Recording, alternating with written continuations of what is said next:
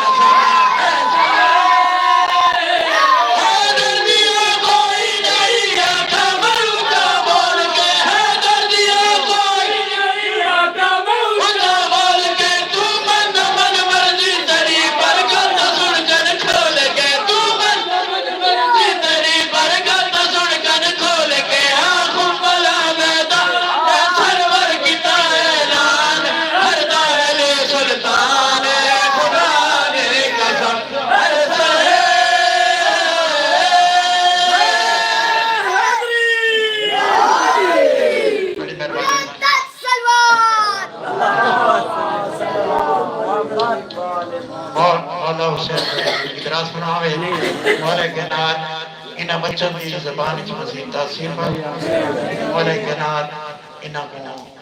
दिन दुगनी रात की किताब फरमावे